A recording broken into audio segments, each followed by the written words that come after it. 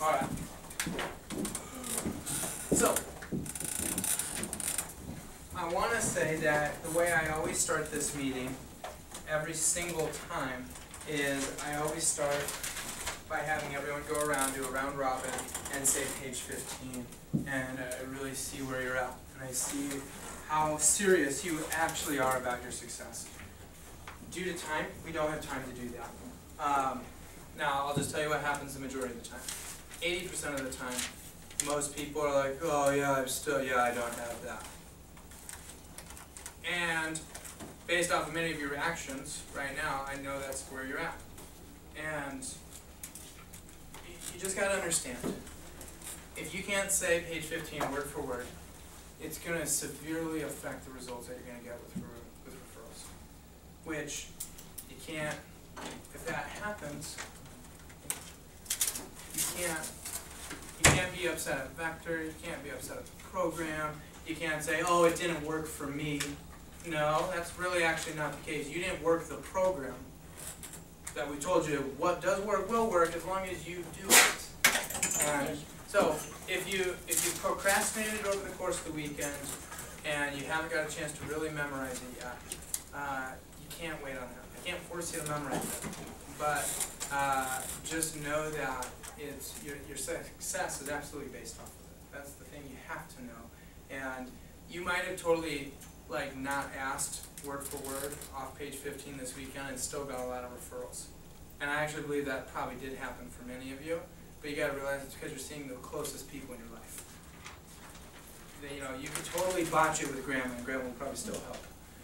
But you go see grandma's friend and you ask that same way, they probably won't give you the time of day. And they won't give you any referrals. Or they'll be like, oh yeah, sure, I'll totally do that. Call me back and I'll try and come up with some for you. And it ends up being like this promise for help that never actually pans out to anything. And that's what I've watched happen to people. And that really frustrates me because I know that it's totally avoided. It's totally avoidable.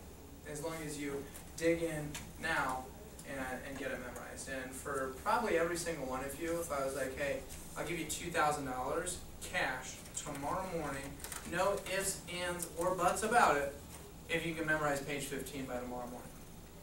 There's not one of you who wouldn't have that thing memorized. $2,000? Heck yeah. It's done. It's already done. You already know it's going to be memorized by tomorrow morning. It's just a decision that you have to make. It's a decision that you're going to memorize it. And that might mean you got to write it down 30 times. That might mean you got to say it out loud to your roommate 30 times. Whatever you got to do to get it down, do it. And it will yield more profit for you than anything else will.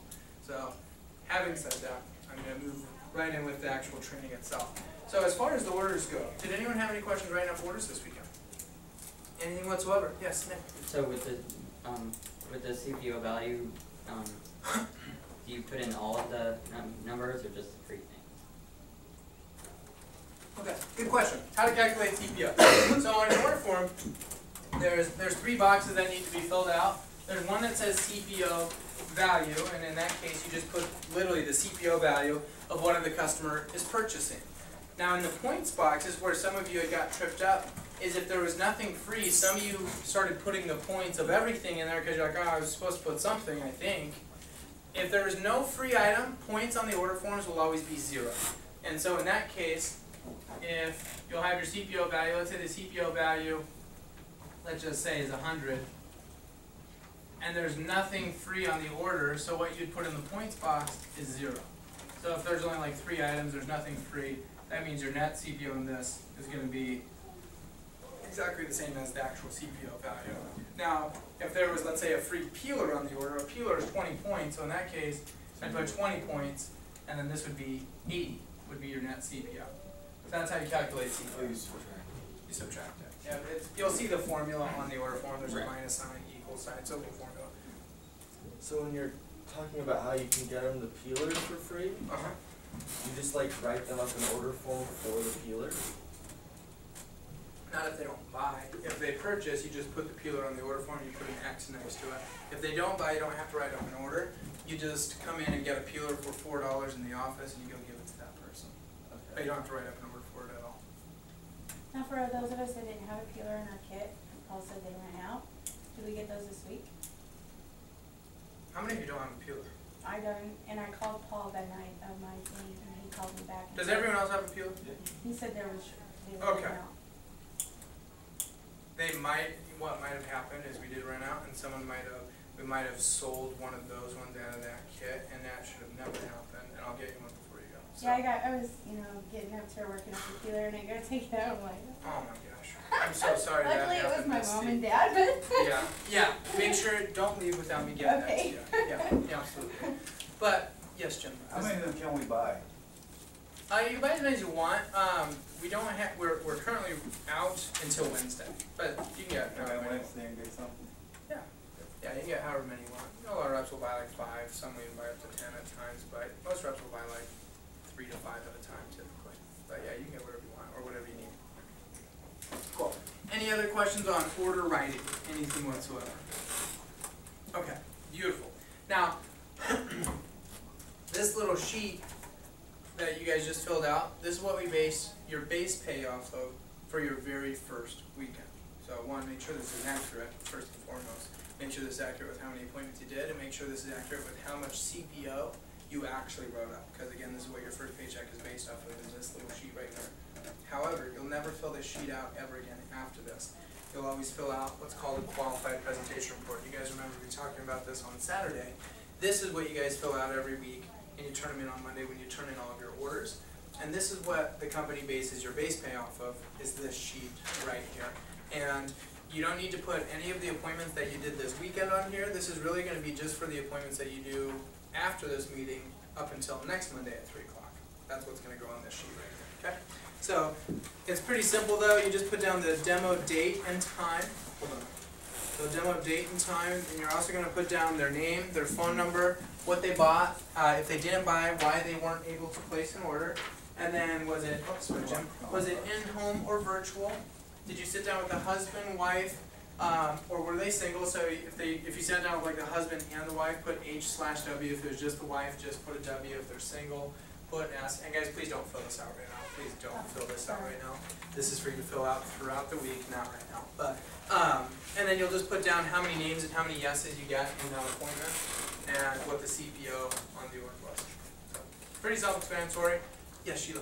Item sold, what if they actually go with a wish list? You can just put like list. Yeah, you can just put like list. Yeah, the most important thing is the CPO. So you can just put like list, or you can put galley or homemaker or whatever. So if it's random pieces, just put like list. You don't have to list all the pieces. Yes. I have a question. When you're going through your demo, your whole, introducing yourself, and you just wanted to jump straight into prices. Okay. All right. Yeah, if you get asked a question that's out of context, just be like, oh, you know what, guys, I'm right about to get to that. Do you mind if I go through it just like I was normally going to be, just to kind of get the hang of it? Yeah, that's fine. Cool. And then they'll stop asking. And it's just like, John, I'm right about to get that. Do you mind holding on one moment? Yeah, that's fine. All right, sweet. Yep. Just like you guys did to me, all throughout training, you guys ask questions. Hey, I'm right about to get to that. All 3 days. That's what you do to your customers. The whole demo, it's just like, oh, John, I'm right about to get to that. Hold on. You're like, oh, okay. And then they'll hold their question. And specifically with price, so like you're showing them the shears and they cut the penny, and they're like, oh my gosh, so how much is it for like just these? And they'll ask you sometimes prices right off the bat like that, like, oh, I'm about to get to that, so hold on 1 second. And they're like, all right.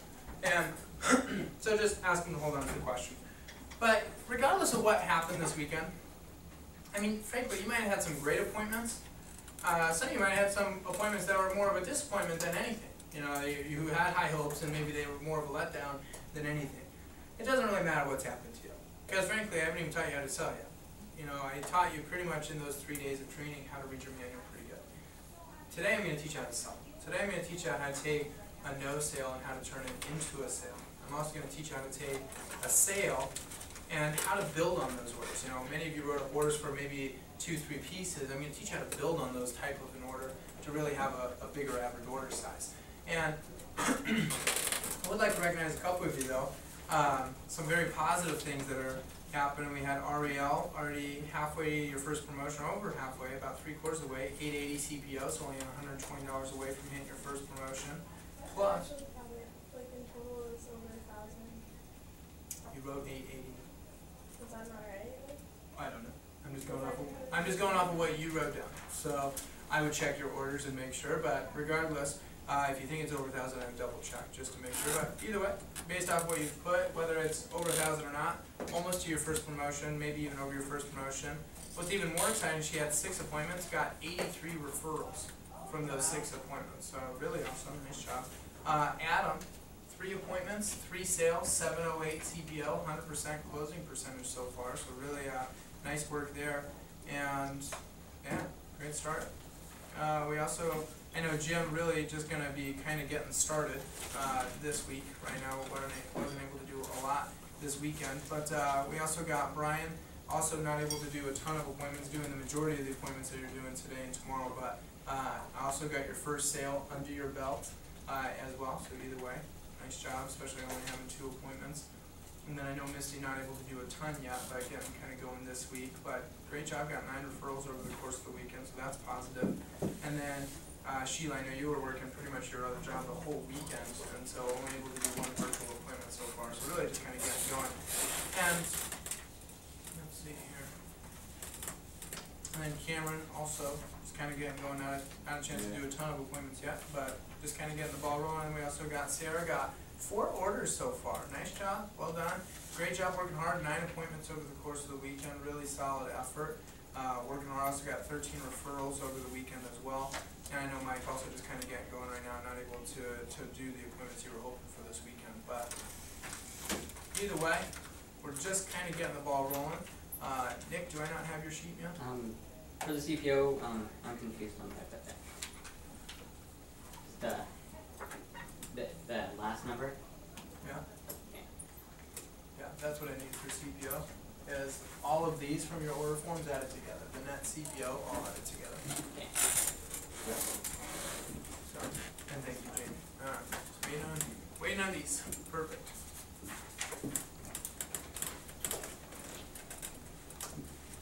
Are you done filling that out there? No. Yes, I had a quick question on the QPR. It says presentations in excess of 10 will not count toward the base pay. Until you come in and turn that in and review it with them. Okay, that was the question. Yeah. You just can't come in next Monday and be like, yeah, I did 30 appointments, and like we only knew you had like 8. And so it's more or less we need to know how many appointments you're doing, and you just come in and get a new one every 10 appointments that you do.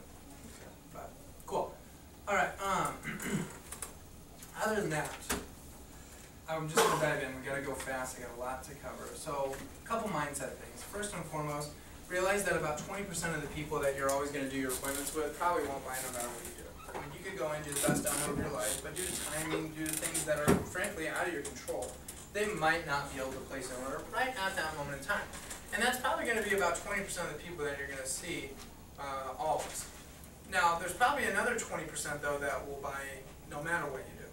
You could go in, mess everything up, but as long as you put Cutco in their hands and you let them see Cutco, they're going to see Cutco's awesome, they're going to love it, and they're probably going to want to buy it. So about 40% of the people you're going to do appointments with will either always buy or they're never going to buy. And that decision's almost been made up before you ever even walk into the house. Now the other 60%, that decision can really go either way. And if you think about it, who is that decision ultimately influenced the most by? You. Right? You have the most influence whether they buy or not. And it really matters whether you're actually following the 3 keys to a sale or not. Now, I would write these down in your notes. We didn't get a chance to talk about these in training on Saturday just because we were a little low on time. So I'm going to go over them now. But if you always want to make sure you're writing up a lot of orders, just make sure you're doing these 3 things always. And you'll probably write up quite a few orders. Number 1 is make sure that you're spending your time focusing on prospects, not suspects. We're going to show prospects, not suspects. So, what is a prospect? A prospect is where you're sitting down with a husband and a wife, but specifically a married couple between the age of 30 and 65 years old, ideally, married, in a house, has a couple kids, a family. You know, your HM3s typically. And obviously working full-time. I don't care if they're an HM3, if they don't, either one of them has a job, they're really now a suspect at that point in time. And you're kind of wasting your time, and they don't even count for base pay. So you want to focus on your ideal prospects, you know, the families. That's really who you're shooting for. Now a suspect is somebody who is qualified, meaning yes, eligible for base pay. but not someone that you want to spend a ton of your time focusing on. Individuals that would fall into this category, single men, almost always are going to fall into this category. And I'm not saying that you won't ever have an appointment with a single male that buys cacao, because you will. It's just not the majority of the time what happens. For most single men, you know, good knives is not a necessity. It's more of a luxury. You know, buying a big screen TV might be more of a necessity for a guy than like good knives might be. And so it's not that they don't like cacao, it's not that they don't think it's cool, not that they don't think it's good. They just, the need isn't there like it is with a family who cooks all the time. And so, and I would say the same thing about husband-only appointments. If I walk into an appointment and it ends up being just the husband, I'll literally reschedule the appointment. And this came from 2 years of doing appointments where I'd walk in and it was just husband, be like, oh, okay, yeah, I'll do it. And 90% of the time they're like, yeah, this stuff's awesome, man, you should have been here when Tammy was here. She would have loved this stuff. But I'll tell her about it, see if she wants to get anything. Which never happens. You know, the wife comes home and they're like, yeah, you want to buy any new knives? No, we got a lot of knives. Yeah, well, they're pretty awesome. You know, and that's pretty much how that conversation goes when they come home. And I'd say the same thing about a family living in an apartment complex. You know, there's obviously some financial things that are going on there that have prevented them from being able to get into the house already. So once someone's in a house, that's the biggest financial investment most people are ever going to make in their life. It's already out of the way. And once people own a home, that's when they start acquiring nice things for a home. And that's typically one of the first major steps is, you know, if they're in a house, typically a really good sign, great customer. And then I would say the same thing about just like young couples that are like 26 and 27 years old.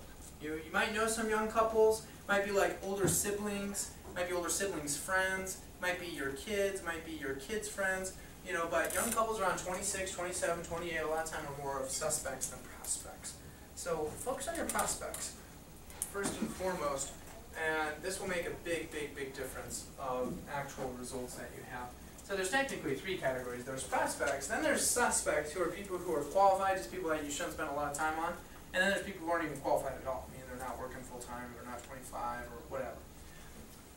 Second thing is follow the manual. Now, this is a simple one. You've obviously heard this all 3 days of training. However, if your customers felt like cacao was a little too expensive, I'd say that's a very strong indicator that you should read your manual more closely and literally just follow your manual literally more directly. And it's always awkward those first few appointments that you do to just like read your manual. It's not very smooth, feels really choppy the first few that you do. But if you just get comfortable with what's in that manual, it truly will give you an incredible demo. And I mean, Sarah, I think you'd agree, your 9th appointment was probably a lot smoother than like your 3rd or 4th one, or definitely the 1st or 2nd one, right? Well, she was also a previous cacao. So. Yeah, so, but it gets a lot easier though. It gets a lot smoother. You start memorizing it more the more appointments that you do. Now, if there's a few sections you're going to focus on in the beginning that are going to influence your results more than any other sections, these are the pages I would focus on. Pages 9 and 10. If you didn't have as many sales as you wanted this weekend, I'd say memorize 9 and 10, by heart, have it down. Be able to handle every knee-jerk reaction word for word, confidently looking him in the eye. And actually still sounding like you, not like you're reciting an invisible script. You actually sound conversational about it. Get to that level with it, and you will see night and day difference. Night and day difference of what happens in the close and what happens at the end of the demo, just by memorizing those 2 pages, like word for word. To where it's conversational. Like, yeah, you know, Tammy, most people, they haven't had the price to find color. It's like anything else. So there's a really wide variety of quality and prices available, which I'm sure you guys would agree that we really can't compare cacao to a cheap set of knives sold at a local bargain store. But I have a price comparison for a cutlery set. It's really similar to cacao. It's called Wusthof. It's found in most department stores and specialty shops. Have you ever heard of it before? And that's word for word. That's word for word, page 9.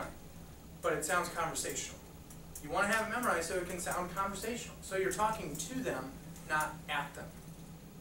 Does that make sense? So you got to have that memorized. Other sections that influence results a lot?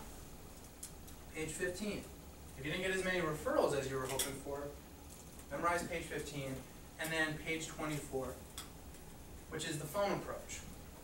If you're going to get good at a few sections in your manual in the beginning, I'd focus on these 3 sections. And because they influence the most. How do you get sales? Well, by going through the closing process. You know, how do you get more people to see? Well, asking for referrals the right way. And then you set those individuals up on the phone for more appointments, then you go get more sales, and then go get more referrals and set those individuals up. So if you can do those three things effectively, you can pretty much do the job pretty well. Now, the better you know the whole manual, the better results you're going to start to get. But if you're going to focus on a few sections in the beginning, I target these sections right here. Number 3 is AFTO. That stands for AFTO. It stands for AFTO. It stands for Ask for the Order. Ask for the order. You do have to ask people if they would like to get it to know how they feel. And it only makes sense if we're at their house for an hour telling them about how awesome Cutco is. Then at the end, we're at least going to ask them if they would like to get it. And just because they don't want a homemaker does not mean that they don't want a galley, does not mean that they don't want a starter set, does not mean that they don't want a few pieces.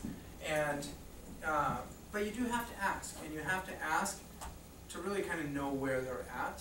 And no one's ever going to be offended if you ask them if they would like to get it. I just want you to remember that. No one's ever going to be offended if you ask. But you not only have to ask, but you have to ask each step of the way. And if you're not getting a yes or a no, you're showing them some sets, but you're not getting a yes or a no decision, that means you never really asked them. You just kind of presented it to them, showed it to them, and they're like, oh yeah, that's pretty cool. But if they're not saying no or yes, that means you're not really asking. So you do have to ask them if it's something that they would like to get today. And you got to do that each step of the way, from the homemaker, galley, starter sets, the like list. And realistically, you should be dropping down 2 or 3 times every single time on your like list. If you didn't have, if you had a lower closing percentage, maybe you didn't have a 60% closing percentage this weekend on the appointments that you had, the first thing I would do is I would say, let me see your like lists. And the first thing I'm going to look at is if you had 4 appointments, you should have 4 sheets of paper that have at least 2 to 3 like lists on each one of them. You should have 4 of those in your notepad. If you have 4 pieces of paper that all have 1 like list on it, that automatically tells me where the other 30 to 40% of your sales went over the course of the weekend. Is that right there? Because remember, the first like list you're going to make is probably going to be about $400 to $700. Somewhere in that range. What's our average order size? $250. So it makes 0 sense to stop right there. 80% of your orders are probably going to be below that. Below that range. And so you want to make sure that they get a chance to see that. So making sure that you're asking for the order, but also making sure you're asking at all the ranges, all the way down to even 1 piece, and actually asking them if they want to get it. Now, these are 3 keys, but you got to follow all 3. You can be showing prospects and following the manual, but if you don't ask for the order, or you don't ask enough times, you're probably not going to write up a lot of orders. You can be following the manual and asking for the order, but if you're spending your time seeing just a bunch of suspects, you're probably not going to write up a lot of orders. And at the same time, you can also be showing prospects and asking for the order, but if you don't follow your manual or you're kind of winging it, you're probably not going to get the same results that you hear us talking about. But if you do all 3 of these things, you're going to write up a lot of orders. Just averages are going to write up a lot of orders for you. Now, in addition to this, does anyone have any questions about going through the drop-down process at all? Going through galley sets, starter sets, like lists, anything? If you have questions, please ask. I have a question, but maybe it's better if I ask you after. Okay. If it has to do with the dropping down process, I'd love to know what it is. If it doesn't, then maybe wait. It's about the selling, but it was a situation that happened. That's Okay. I mean, like if a couple gets in an argument, luckily it was somebody I knew, so I just sat back, but like what if it's not somebody you know? pretty rare. I mean, I had it once. It was in my whole- second appointment. Yeah. So very rare, let alone to have it in like one of your first couple. I'd say it's actually probably more likely that it happened because it was someone you know. Frankly, it was Okay. probably more. Strangers, I think, for the most part, feel so uncomfortable arguing in front of a total stranger that they're not going to do it. Okay. Someone that knows you pretty well might feel a little more comfortable doing that.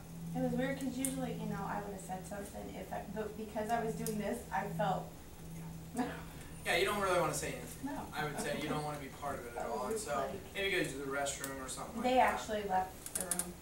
Yeah, some days they're like, hey, you guys mind if I go grab some stuff out of my car real fast? And it's like, I go to my car and I make a phone call. I'm like, come back here, if that happened. But anyways, in terms of going through galleys or starter sets, like lists, any questions on that at all? Well, you've done your presentation right, and through that process, you already can tell they're not, interested. What do? You already know they're gonna completely turn you down, just because the reactions. Where do you know that at? On the homemaker? Just Here's what I would say. I've had people. Yeah, I'd say you don't know anything. And not you, just we don't know anything. Because I've had people on the homemaker be like, James, our transmission went out last week.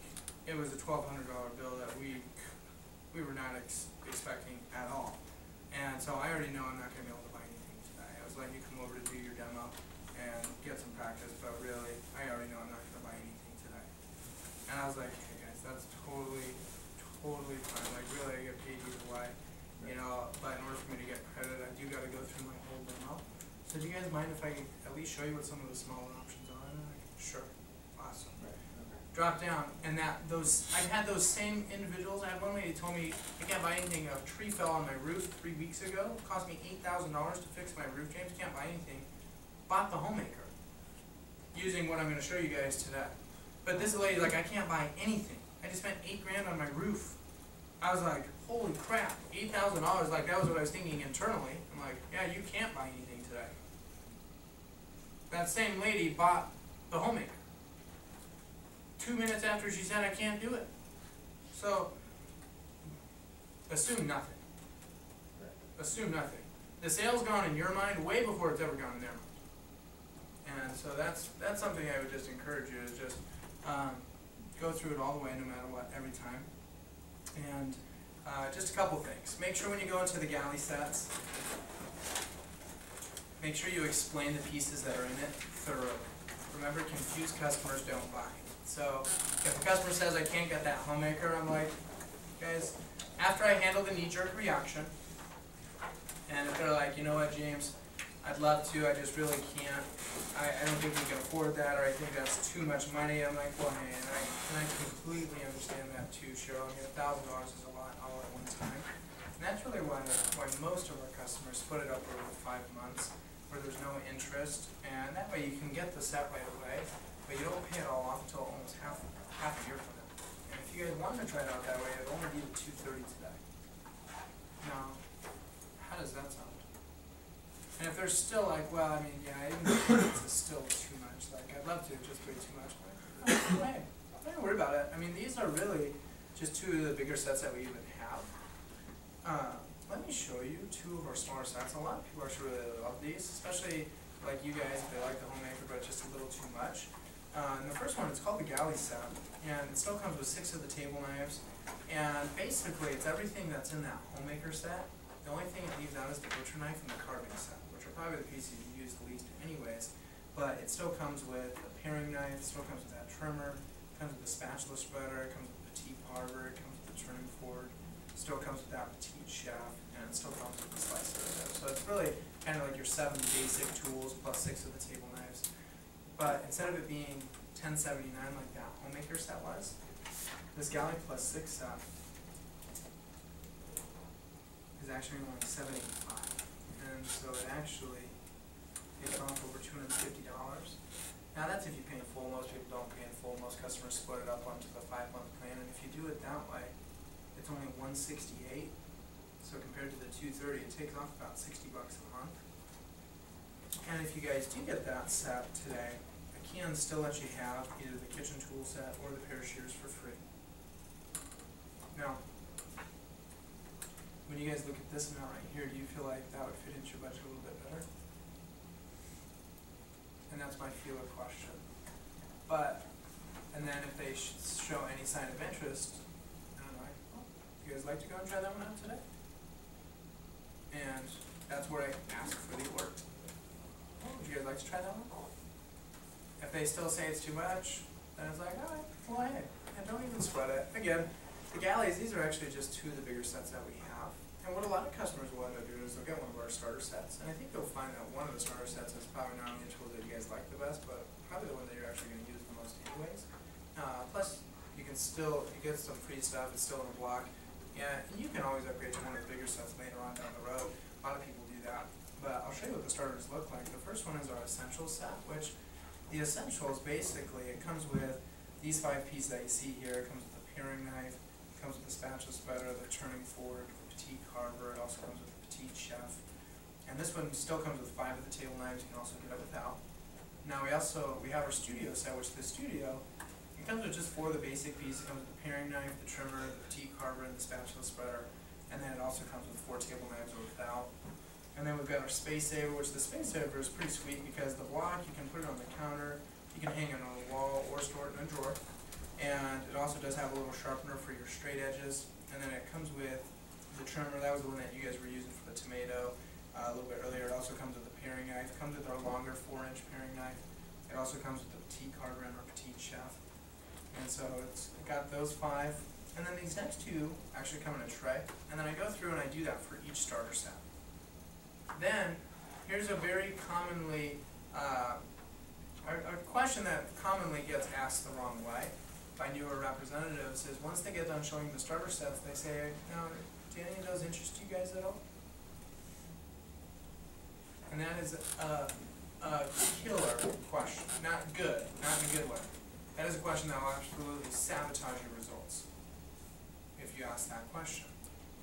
Because the question that's in your manual is, now which starter set has the tools you guys like the best? That is a question that someone can ask without feeling any obligation to have to buy. But if you say, do any of these interest you? That's a question that's saying, would you maybe want to buy any of these? Maybe. You see the difference? And how one's going to be answered a lot more casually by the customer versus feeling pressure. There's a really big difference. Your manual, there is, seriously guys, 60 years of psychology behind every sentence in that thing. It would take me like 2 weeks to sit there and explain all of it to you. Just trust it. Follow it word for word. The best reps follow it word for word. Don't change anything. The best reps follow it word for word. I just want you to remember that. It's not like, oh, this is what the company does and the best reps do their own thing. The best reps are the best of the program. They're the ones who know it the best and the most comfortable with that. And it works. But, anyways, that's a really important question. And then they're going to pick one. And you don't want to go into the prices of every starter set. You only want to go into the price of the one that they liked the most. So when I get down to that one, let's say they pick the Space Saver. I'm like, okay, well, with that Space Saver set, instead of it being $7.85 like this galley set, the Space Saver, actually it's quite a bit less. That one's only $4.95. So it takes off almost $280. Now that's if you pay full. Almost no one does that. If you split this one on the 5-pay plan, this one's actually only $107. So it still takes off about $60 off of the payment. And that's about what it costs to take your family to McDonald's once a week for a month. And if you guys do get that, I can still let you have the Super Shears for free. And you can get at least the set, a block. Do you guys think that's one that you guys would like to try out? Yes. But again, you gotta write it down. You gotta make sure you put it in front of them. You gotta make sure you ask. All those things are really critical. Really, really, really critical. And go slow, take your time, be calm. Now, if that's too much, like list. Did any of you have a hard time getting 10 items written down for a like list? A couple of you did. Okay. A couple of you did, some of you did not. Alright. So here's the key with the like list. If you're having a hard time getting them to write down 10 pieces, that means your customers are feeling like they have to be interested or they have to feel like this might be something I might want to buy today. That's what they're feeling, and that's why they're hesitating to put that many pieces down. This is like a fun thing. This is like just for fun. I could just show you what it would be if you wanted to get it anytime down the road. That's kind of my attitude towards it. So it's like if they say that starter set's too much, I'm like, oh, well, hey, no worries, guys. What I'd like to do for all my customers is make what's just called a like list. And it's really not even necessarily anything that you guys are going to buy today. It's really just a list of the piece of cargo that you like. So if Cutco was free, you know, what 10 items did you get for either yourself or even as like a gift for somebody one day? And this could be for like a wedding present in the future, or a Christmas present, anything like that. And it can also be out of anything I've shown you guys today, whether it was the hunting and the fishing stuff, garden tools, anything. So we'll start up here with the basics. Out of these pieces right here, which ones do you guys like the best? And they're going to naturally pick some pieces. Now, if they don't pick some of the staple pieces like a chef knife, a paring knife, a trimmer, table knives, I'm absolutely going to suggest that they put them on there. I'm like, yeah, by the way, did you guys like that one you were cutting the tomato with earlier? Oh, that was pretty cool. Alright. I mean, would you say you liked it? Yeah. Alright, cool. And the chef knife, I mean, you said you guys do chop up vegetables, right? Yeah. Do you feel like you would use a chef knife? Yeah, I'd probably use it. Okay. Probably put that on there too. And then on the table knives, did you guys like those at all? Like, if they don't put them down, I'm definitely asking. And if you're like, yeah, they were pretty cool. Well, and ideally, how many do you think you guys would use? 4, 6, 8? Probably 8. Sweet. Now, it's like with 2 knives and 8 table knives, I have 10. So it's almost impossible for me to not get 10 if I incorporate table knives. It's almost impossible to not get 10 once I get table knives on the list. And then once they pick that, I'm like, all right. So and then out of these 2, which ones did you like? Did you like the garden tools? Yeah, how much are those pruners? I don't know, but I can let you know. And then, did you guys like the hunting or fishing at all? Any of the pocket knives? Anything you'd like to know for maybe any gift ideas or anything like that? And then cutting boards. How are you guys doing on cutting boards? And it's just literally I'm going through and just briefly asking about some of the accessories. And I'll probably stop right here. I'm not going to go through all the gift sets. But I at least want to go through the knives and I want to go through the gadgets and maybe some of the specialty knives, like the cheese knife and stuff like that. Then, once they put all that stuff down, make sure you put them at ease and just be like, hey, you know what guys, I know I said this isn't necessarily a list of things that you're going to have to buy today, and you definitely don't have to buy everything that's on the list right now. I'm just going to show you what it costs to own the things that are on the list. And since I'm brand new, this is literally my first week, I have to look up all these prices, so this takes me just a moment. So please be patient, bear with me. I'm trying to figure out how to get faster. That's part of the reason I'm doing this. And they're like, okay. And pull out your like list, or your wish list, or your price list, and just figure it out at that point in time. And take your time. And if the first like list is a little bit too much, best rule of thumb, take about half of it off. So if they have 15 pieces off on there, just be like, hey, out of this list right here, if they say it's too much, be like, hey, that's totally fine. It's, you know, most people don't get their whole list anyways. I can show you what it is for just a few of the things on here. So this list right here, which 7 or 8 items do you think would be the easiest to live without? You'll notice it doesn't say which ones do you think you would use the most. Very important question not to ask. Because if you say that, they'll be like, oh, I'd probably use that trimmer and the paring knife and maybe their shears. And they're going to pick like 2 or 3. Very important verbiage is, which ones do you think would be easiest to live without? Very important verbiage. And that's word for word, page 14 in your manual. That's what it is. So it'll tell you it's in there. Just got to get comfortable with it. Got to get the hang of using it. And then, what are the last 2 steps always on the like list? Break down the next 5 items. Maybe 5, depends on how much they took off. My last 2 steps is always their 3 favorites, and then their favorite. That's always your last 2 steps, always, no matter what, every single time. Okay, all of that's review. I just wanted to cover it to make sure we got it. The other thing, in addition to the 3 keys to a sale, dropping down properly, that also make significant ripples in your results: confidence and enthusiasm. I have one more. Believe. Yes, belief, I like that. As long as you're paying attention to the team meeting, that's good. Belief is also critical. That kind of goes back to confidence, in a sense, though. If you believe, well, let me ask you this. Well, I'll say this, and let me ask you this after. If you expect your customers to buy, or if you expect them not to buy, they can tell. You might think you're able to hide it, but 90% of what you communicate to people is nonverbal. It's not the words you're using. It's how you say it, it's how confident you are, it's your facial expressions, your body language. Those are the things that really communicate. And if you're just quickly going through the demo just to get through the demo, because they told you on the phone they're not gonna buy it, and you're like going in going, well, maybe I can at least get some referrals. You're not gonna do the demo the same way. And let me ask you this, out of the people you did your appointments with this weekend, did they like Cutco? Yes. Everybody did. Alright? So it's like, did they want it? Yeah. So it's not really a question whether they want it or not. They like Cutco, they think it's awesome. You just gotta help them find something that they can feel comfortable getting and help them get it. However, there's a significant difference if you're asking for the order and you're like, you know, is that something you guys would like to try out then? Versus, well, I mean, do you guys think maybe that would maybe work for you guys? Maybe. Maybe? There's a difference. And no one will ever feel comfortable saying yes to you if you're not comfortable asking them to do it. So I don't care if you think the homemaker, like $1,000 is a lot of money to you. That might be a ton of money to you. You gotta understand, to a lot of people, they don't view that the same way. They don't view a $200 payment the same way you view a $200 payment. That would maybe like break the bank for you if you had to come up with an extra $200 a month. There's a lot of people that's really, they spend that eating out sometimes in a week. Literally. And so you gotta keep that in perspective and be confident when you ask them to get it. Be confident. Now also, enthusiasm. Now there's two areas where enthusiasm influences the most. The names and uses section, when you're going over each of the different pieces. You can't be bored in this section, you can't be tired in this section.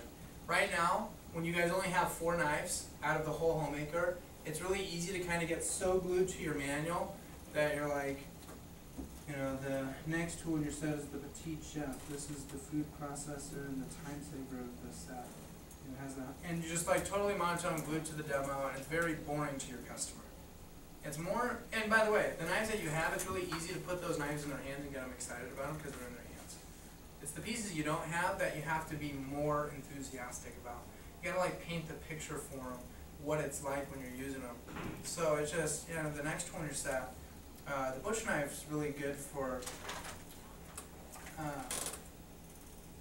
you'll use it for joints of ribs and whole chickens, but it's really not a chopping knife. That's why you have your Petite Chef, which this is really the food processor, and it's the time saver in the set, and it's got a really high knuckle clearance right there, so it actually makes it the safest knife in the set, and it's a lot more time efficient because unlike with a small knife, we have to cut piece by piece by piece. With a chef knife, you can just rock up and down with it.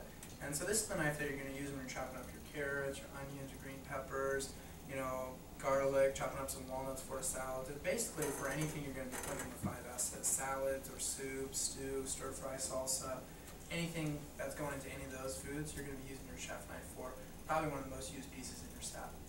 But it's great for chopping, really not good for slicing though. That's why you've got your slicer.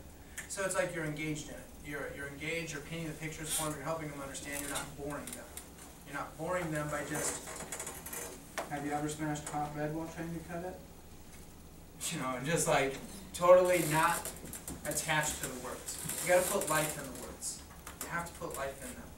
And enthusiasm really does sell Cutco. And also where enthusiasm plays a difference is when you're dropping down. You're gonna get some customers that on the homemaker will give you a pretty firm objection that's kind of like, you know, it's like the lady's like, yeah, this tree just fell on our roof, cost $8 grand, can't buy anything today. It's like, I didn't even know what to say. I was like, holy crap, like, yeah, that sucks. You know, it's like, in which you really don't want to respond quite like that, but that's what I was thinking. But a lot of time when someone says something like that, a lot of time it's like, oh, okay, well, that's no problem. We do have 2 smaller sets a lot of people like, I can show you. And your demeanor changes. And when you do that, what that communicates to your customer is you're really bummed that they didn't buy the big set. Which totally contradicts everything that you told them on the phone and at the very beginning, which is, hey, you really don't have to buy anything.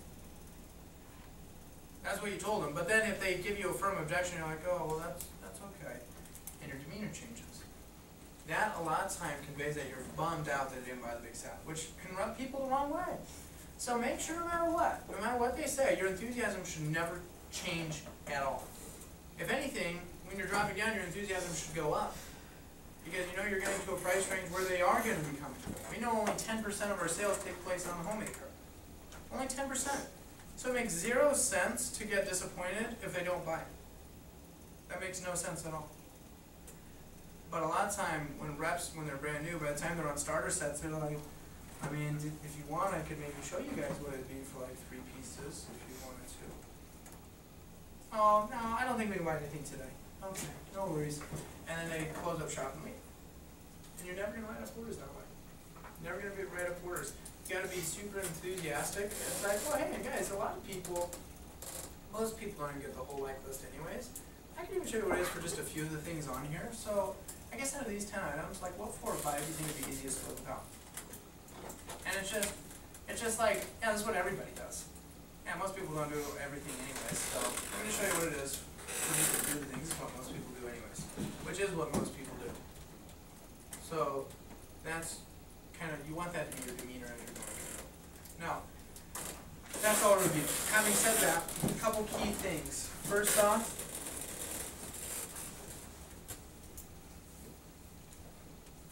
I want to go over is keys to recommendations. I'm not going to spend much time on this, you guys. Actually, I'm going to spend almost no time on this because I want to spend the majority of my time talking about the selling aspect and how to increase your sales. However, this is going to teach you how to follow up with all the customers that you had appointments with this weekend for more referrals, and just a couple tips on referrals and how to make sure you're getting a lot of them. We're going to spend the majority of our time on referrals on Wednesday in advanced training too. But this is just some general keys to recommendations. Number 1 on here, it just says memorize the approach. When you know the approach, you're going to be more confident when you ask, and that's ultimately the key. Yes? Now we have,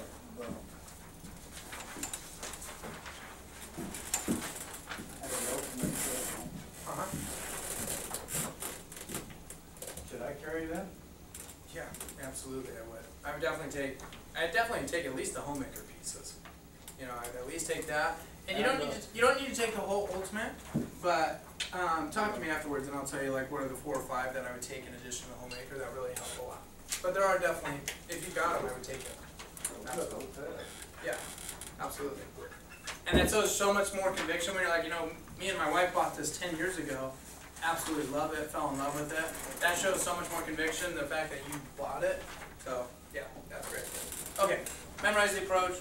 Number 2, focus on getting at least 2 yeses on the spot. I'm going to have to let you guys read over that on your own. The third thing is how to follow up with customers. And it says every day there are going to be some customers that need to be followed up on.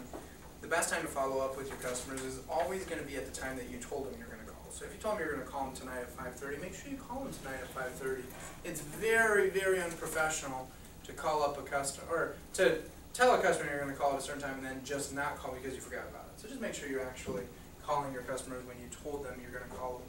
But also, if you call someone and they don't answer, the best times to reach people are going to be, I would underline these, evenings between 7 and 9, and mornings between 8 and 9. These are the best times to reach people. Now, I want to just preface really fast. There's not a single rep in my office. I'm sure, I shouldn't say a single rep.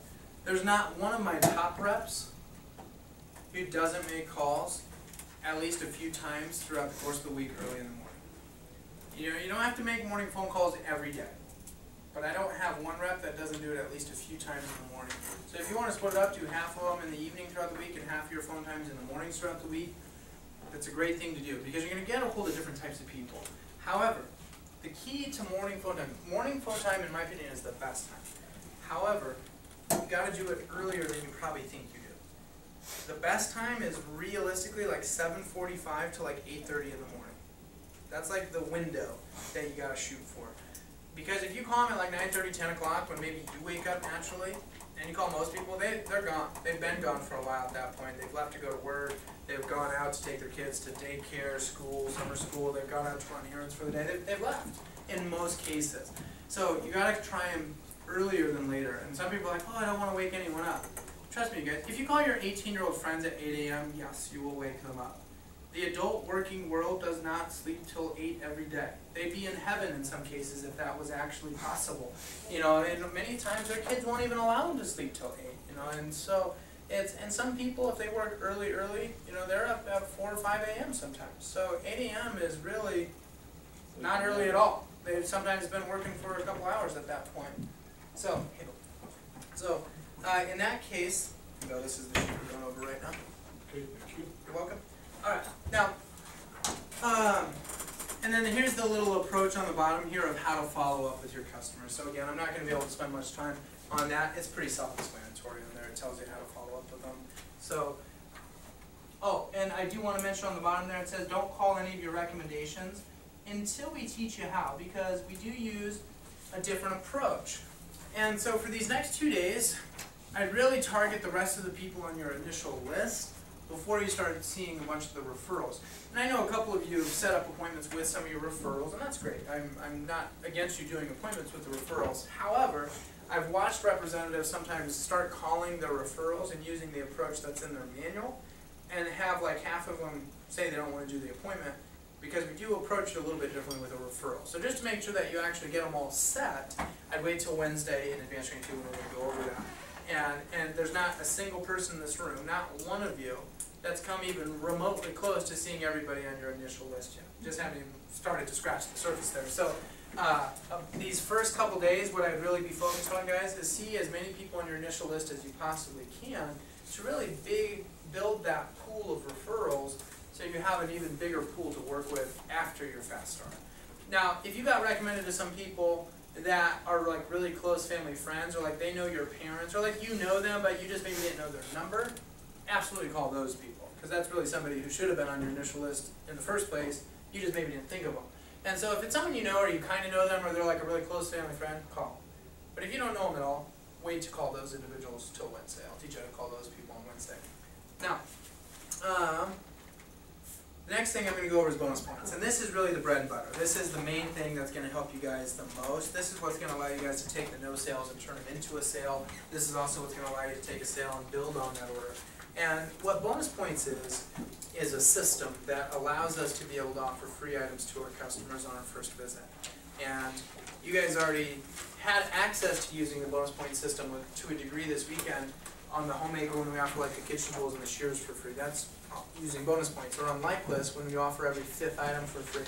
That's also using bonus points. And so this helps you understand the system, and so it helps you kind of really use the system to your advantage to be able to help give the best deals to customers, which in turn helps you write up a lot of orders. So it says effective use of bonus points is the key to making a lot of sales. Using bonus points properly accomplishes 3 goals. 1, customers get a great deal on Cutco. Plus, it also turns potential no sales into a sale, and it also increases your average order size, thus your income. And it says you don't have to use all of your bonus points each time. The key is effective use of them. You can give customers exactly what they want, just provided that you follow the guidelines. So you want to use this chart when determining how much free Cutco a customer could get. And these are the guidelines. It says if the customer spends $100 on the line 1, they get 20 points or less. Or if they spend $200, they get 40 points or less. Or if they spend $300, they get 60 points or less. In other words, they get 20 points for every $100 that they spend. So, right below that, you can see it says you can use up to 25 points per 100 if it's going to help make the sale. And so in a sense, you can now give anything for free that fits within